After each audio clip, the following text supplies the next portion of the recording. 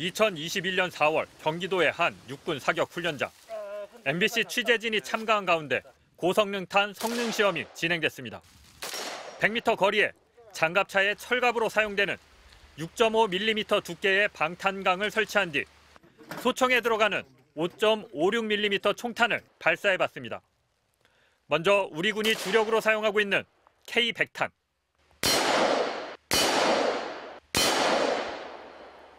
맞은 자국만 생길 뿐 가볍게 튕겨져 나갑니다. 이번엔 고성능탄.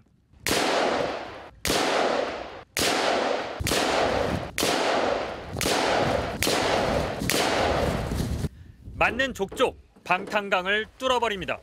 K100탄과 비교해 탄착군도 훨씬 좁게 형성됐습니다.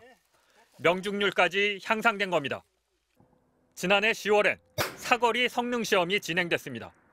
1km 거리에 3.5mm 두께의 강철판을 설치하고 기관총에 들어가는 7.62mm 총탄을 쐈는데 결과는 놀라웠습니다. 한 발도 예외 없이 1km나 떨어진 강철판을 관통했습니다. 30발 사격, 22발 명중, 22발 관통. 현재 군이 사용하는 7.62mm 탄은 최대 600m까지 조준 사격이 가능한데 철판을 뚫는다는 건 상상조차 못할 일입니다. 고성능탄은 뒷부분의 호물파, 공기 저항을 최대한 줄였고 무게중심을 앞으로 당겨 앞부분이 흔들리지 않게 비행 안정성을 대폭 증가시킨 것이 성능 비결입니다. 현재는 소화기 탄에만 우선적으로 적용을 해봐도 3배 이상의 성능이 나오는 걸 봐서는 모든 날아다니는 모든 비행체에 다 적용할 수 있는 기술입니다.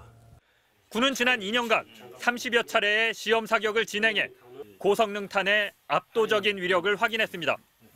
또 지난해 12만 발을 특전사에 우선 공급해 야전에서 사용해본 결과 다양한 작전을 수행하는데 문제가 없다는 사실을 확인하고 올해 2월 군 사용에 적합하다는 결정을 내렸습니다. MBC 취재 결과 육군은 2026년 도입을 목표로 고성능탄의 대량 생산을 추진하고 있는 것으로 확인됐습니다. 원천 기술의 해외 유출을 막기 위해 미국, 러시아, EU 등 전 세계 주요국의 특허 등록도 마친 상태입니다. 군은 고성능탄에 사용된 기술을 K9 자주포에 적용할 경우 사거리가 3배 이상 증가할 것으로 기대하고 있습니다. 기대가 현실화된다면 군은 세계 최강의 재래식 전력을 확보할 수 있게 됩니다. MBC 뉴스 장희수입니다. 폴란드로 수출할 국산 경공격기 FA-50 GF입니다. 마 1.5의 속도로 5만 5천 피트 상공까지 날 수 있습니다. 고등훈련기 T-50을 기반으로 제작해 전술 훈련은 기본이고 공대국, 공대지 전투 능력까지 갖췄습니다. 카이는 작년 9월 폴란드와 48대 약 4조 원대의 수출 대박을 터뜨렸고 수출용 1호기를 8달 만에 첫 출고했습니다. 역대 최단기간 출고 기록입니다. 저는 이것을 수많은 톱니바퀴가 맞물려 이뤄낸 기적이라 생각을 합니다.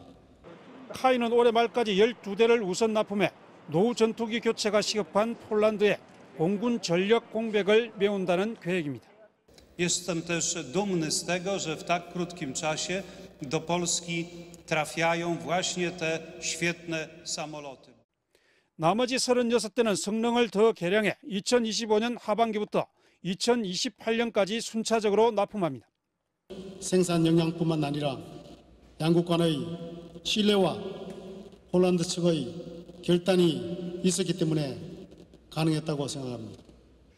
FA-50은 올해 말레이시아와도 18대 1조 2천억 원의 수출 계약을 따낸 데 이어 록히드 마틴과 손잡고 수년 안에 최대 700대로 예상되는 미 군용 훈련기 교체 사업에도 참여해 미국 시장 첫 진출을 노리고 있습니다. MBC 뉴스 이종서입니다. 서해 남쪽 무인도에 설치된 발사대에서 북한의 탄도미사일을 가정한 미사일 한 발이 발사됩니다. 이 표적 미사일은 불과 수초 뒤 레이더에 탐지되고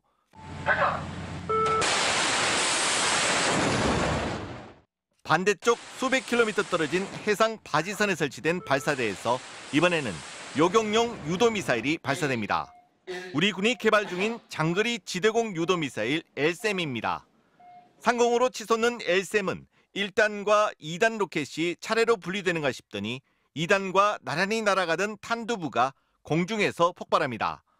음속의 무려 7배 속도로 날아오는 표적탄을 직접 맞춰서 파괴하는 최고 난이도의 직격 요격 시험에 최종 성공한 겁니다. 영상에서 보시다시피 표적탄을 당초 목표로 했던 정확한 위치에 타격을 직격을 한 것을 확인했습니다. 그는 추가 성능 검사를 거쳐 내후년쯤 LSM 양산에 착수하고 2020년대 후반 실전 배치한다는 계획입니다. 이렇게 되면 현재 미국산 사드와 패트리엇 중심의 북한 탄도미사일 방어 체계는 각각 국산 LSM과 이미 실전 배치된 중거리 지대공 미사일 MSM으로 대체 또는 보완될 것으로 예상됩니다. 특히 한국형 사드라고 불리는 LSM은 사드보다 무려 5배 이상 저렴해 비용 절감 효과도 기대됩니다. 한편 군은 LSM보다 더 높은 고도에서 변칙 기동하는 탄도미사일까지 잡을 수 있는 LSM-2를 2030년 이후 전력화를 목표로 개발 중입니다. MBC 뉴스 정동훈입니다. 초음속 비행에 성공하고 단거리 공대공 미사일 발사도 가능해진 한국형 전투기 KF-21. 2026년 완료를 목표로 현재 1단계 개발이 진행 중입니다. 지금까지의 공정을 보면 성공적인 개발이 무난한 상황. 이 차세대 전투기 사업에 폴란드 측이 참여하고 싶다는 의사를 공식 전달한 것으로 확인됐습니다. 지난달 한국을 찾은 폴란드 국영 방산업체 PZ의 흐바엑 회장이 KF-21 사업에 참여하고 싶다는 의사를 밝힌 겁니다. 정부 관계자는 흐바엑 회장이 우리 업체 고위 관계자 등이 참석한 자리에서 KF-21 사업에 공동개발국 자격으로 참여하고 싶다는 뜻을 공식적으로 밝혔다고 전했습니다. 참여 시기는 KF-21 개발의 1단계인 공대공 무장 개발이 거의 마무리된 만큼 2단계 공대지 무장 개발을 시작하는 오는 2026년부터가 유력하게 논의된 것으로 파악됐습니다. 참여 방식은 현재 인도네시아가 연체하고 있는 8천억 원에 달하는 개발 분담금을 폴란드가 대신 납부하고 지분을 가져가는 방안 등이 거론됩니다.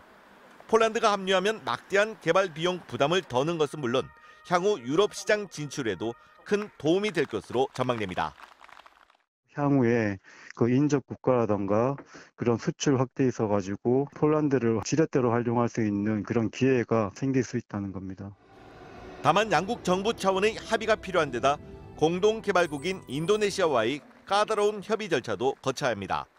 PZ 측은 폴란드 정부를 통해 조만간 우리 정부에 공동개발국 참여 의향서를 전달할 계획인 것으로 알려진 가운데 방위사업청은 의향서가 접수되면 본격적인 검토에 착수할 것이라고 밝혔습니다. MBC 뉴스 정동훈입니다.